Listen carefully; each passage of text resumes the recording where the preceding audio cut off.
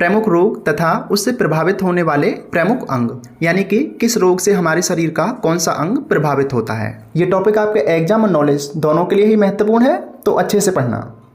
तो इसमें पहला है मधुमेह यानी डायबिटीज। तो डायबिटीज से अग्नाशय यानी पैनक्रियाज प्रभावित होती है। अगला है इसमें मोतियाबिंद, इससे आंखें प्रभावित होती हैं। और नेक्स्ट है इसमें गठिया। तो गठिया से हमारे जोड़े प्रभावित होते हैं, यानी कि हमारी बॉडी के जॉइंट्स।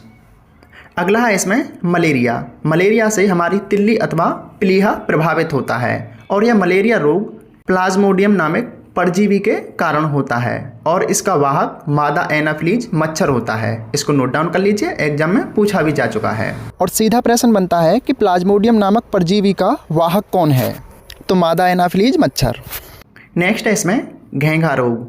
घेंघा से थायराइड ग्रंथि प्रभावित होती है और यह आयोडीन की कमी से होता है और इस रोग में थायराइड ग्रंथि में बढ़त अथवा सूजन हो जाती है। और आपके एग्जाम में प्रश्न आया है कि आयोडीन की कमी से कौन सा रोग होता है, तो उसमें या तो घेंघा लिखा होगा या फिर थायराइड ग्रंथि, थायराइड रोग, इसमें से कुछ भी लिखा होगा तो आप समझ जाइएगा।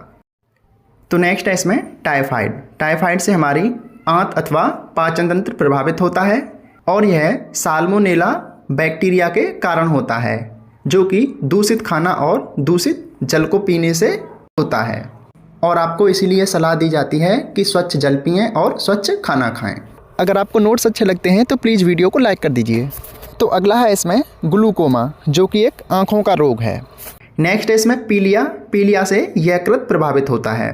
अगला है इसमें मेनिंजाइटिस, ये मस्तिष्क और रीढ़ की हड्डी का रोग है। अगला है इसमें ओटिटिस, ये कान का रोग है। नेक्स्ट है पक्षाघात, ये नसों को प्रभावित करने वाला रोग है। नेक्स्ट है निमोनिया, ये फेफड़ों का रोग है, खासकर ये छोटे बच्चों में ज़्यादा होता है। नेक्स्ट है पोलियो, ये पैर का रोग है जो कि पैरालाइज कर देता है। अगला है पायरिया, ये दांतों और मसूड़ों का रोग है। और जीवाणु, विषाणु, कवक, प्रोटोजोआ, इनसे कौन कौन से रोग होते हैं ये भी आपको इसी वीडियो में आगे बताया है, तो वीडियो को पूरा देखते रहिए। नेक्स्ट है इसमें डिप्थीरिया, इसको रोहिणी भी कहते हैं और यह गले का रोग है। इसमें गले में खराश और खाना निकलने के दौरान गले में दर्द होता है।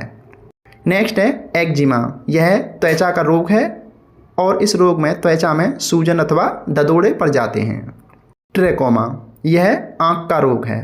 अगला है क्षय रोग, इसको तदेपिक अथवा टीबी कहते हैं, यह फेफड़ों का रोग है। तो ये आपके रोगों से प्रभावित होने वाले अंग हैं। और अब देखते हैं कि कौन सा रोग वायरस से या फिर बैक्टीरिया से, फफूंद से, किससे होता है। तो पहला है इसमें जीवाणु अथवा बैक्टीरिया से होने वाले रोग। तो जीवाणु से डिप्थीरिया, गोनेरिया, कोढ़ का रोग, कोलेरा, टाइफाइड, टिटनेस, हैजा, क्षय रोग, प्लेग, काली खांसी और निमोनिया होता है। आप इनको नोट डाउन कर लीजिए, ये सारे के सारे इंपॉर्टेंट हैं और डायरेक्ट एग्जाम में आते हैं कि निम्नलिखित में से कौन सा रोग जीवाणु के कारण होता है। तो आपको इनमें से कोई ऑप्शन होगा, आपको उस पर टिक करना है। नेक्स्ट है इसमें विषाणु अथवा वायरस से होने वाले रोग। तो वायरस से होने वाले रोगों में है चिकन पॉक्स, जिसको छोटी माता कहते हैं।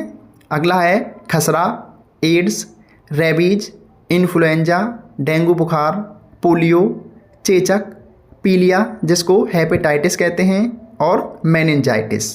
इनको भी आप नोट डाउन कर लीजिए क्योंकि ऐसे ही रोग आपके एग्जाम में पूछे जाते हैं।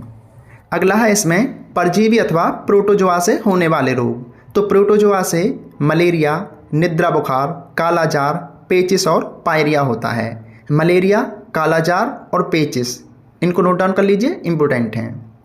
नेक्स्ट है कवक अथवा फंगस से यानी फंजाई से होने वाले रोग। तो ये हाथी पाँव, दाद, गन्ने का सड़न, जिसको रतुआ रोग कहते हैं। इसमें ज़्यादातर दाद रोग आता है कि दाद निम्नलिखित में से किसके कारण होता है, तो ये फंगस अथवा फंगी के कारण। तो ये सभी आपके लिए इंपॉर्टेंट हैं, नॉलेज के लिए भी और एग्जाम के लिए भी, क्योंकि एग्जाम में यहाँ से प्रश्न आते हैं। तो आप इनको अच्छे से नोट डाउन भी कर लीजिए और याद भी कर लीजिए ताकि एग्जाम में कोई प्रश्न आए तो आपसे गलती ना हो। और अगर आपको किसी नोट्स अथवा PDF फाइल की आवश्यकता है तो बता दीजिए, हम आपको टेलीग्राम ग्रुप पर या व्हाट्सएप ग्रुप में प्रोवाइड करा देंगे। और हमारे आने वाले नोट्स और वीडियो के लिए हमें ज़रूर सब्सक्राइब कर लीजिए, फॉलो कर लीजिए, ताकि आने वाली नोट्स और वीडियो की नोटिफिकेशन आप तक लगातार जरूर पहुंचती रहे। धन्यवाद, पढ़ते रहिए, अच्छी तैयारी कीजिए।